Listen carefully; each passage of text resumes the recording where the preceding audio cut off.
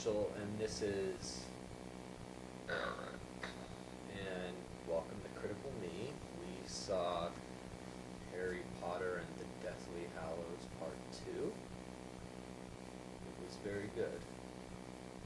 Eric, what did you think of the story? Well, the expectations for this movie were set, I feel like, high. I mean, when you're judging story for a movie like this, the overall series, I feel like it delivered, but it still had some Hollywood in the story, but they did a great job, so I'm going to stay a 9. Thought it really worked. Yeah, I'll give it a 9 as well. You have fought valiantly. Performance. What did you think, Mitchell? I thought the performances were really solid, with child actors who could look the part, to young adults who really play the part. They have, over the course of the series, they really grew up, and they're great actors, and they carry this final film in the saga. I thought there were some spectacular, Oscar-worthy performances. I think Ralph Fiennes should be nominated for an Oscar for Best Supporting Actor. His portrayal of Voldemort is just so sinister. I think it really is going to go down in the lore of all-time great Hollywood villain roles. He was just chilling, and it was thoroughly entertaining, playing that evil dude. So I think the performances were really solid all the way around, and I would give it a 9 for performances. I think it's about time the dark side of things was represented. Most stories are just all fun and innocent, and I was very happy to see it go down the road that it has went down. Because life is about a balance, and I thought the way they portrayed the light and darkness was pretty amazing, that you could see that both sides had heart and how they dealt with situations. Amazing performances to see over this span of time, graduating to become like this really powerful wizard. What an epic tale. I'm gonna say 9 again. Okay. But you have allowed your friends to die for you rather than face me yourself.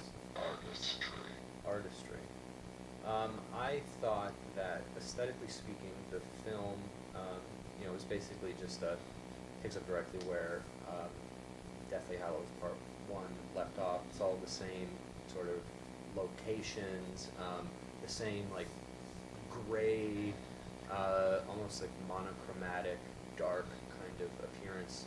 It was all well orchestrated, and the fitting of the themes and darkness of the material, and it was all worked well enough. There were it didn't seem like there was as much elaborate special effects work in this as there had been in some of the previous Harry Potter films. It was much more sort of straightforward battle scenes, and just a big fight between good and evil. So yeah, I guess in terms of the aesthetics and how it all looked and came together, I would have to give it a 7 for artistry. Well, 3D, for me, a lot of people have a problem with it. This movie, it really kind of felt natural for the most part. It wasn't a lot of overdone, over-spectacular. I liked the way they did it, and really liked the way they represented magic, fire and water, and the different elements. And there was a lot of esoteric elements in this film. So I gotta give it a 9. You didn't talk about artistry at all, but okay.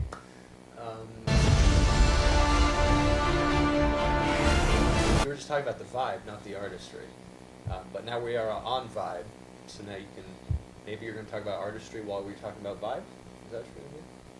To me, a good movie really is able to tap into emotions and allow you to feel it and give you the chills.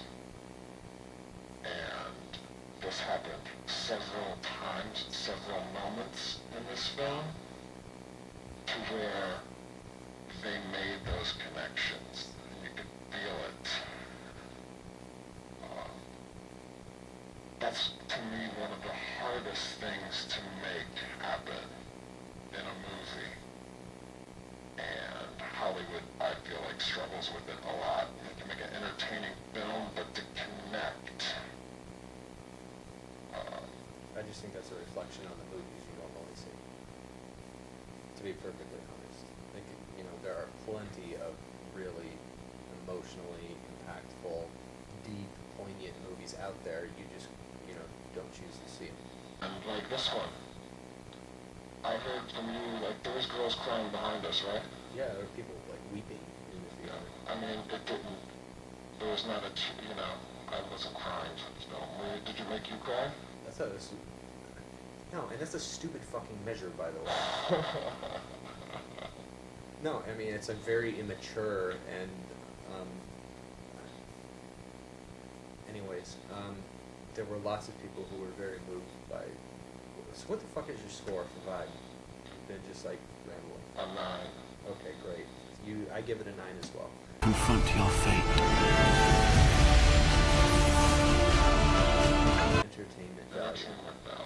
It's a great showdown between, the bad guys and the good guys, which I think really works for most people.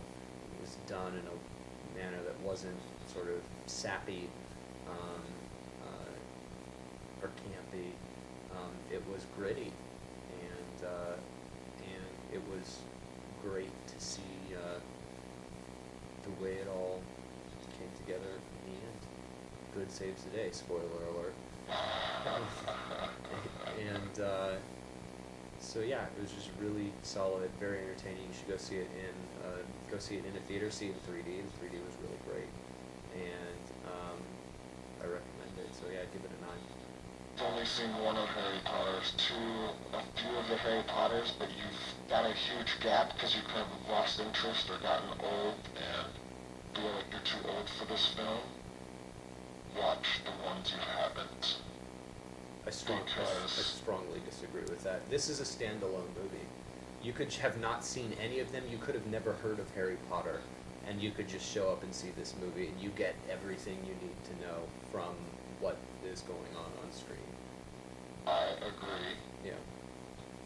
My point was, it's worth finishing the story. If you started it, the ending is worth seeing it. If some people don't want to see things before it gets to the end, but it is a standalone movie. I agree with you.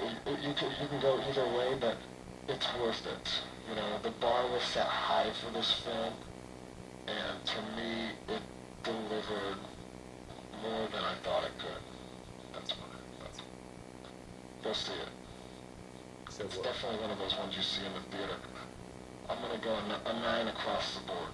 We can end this. I never wanted any of you to die for me.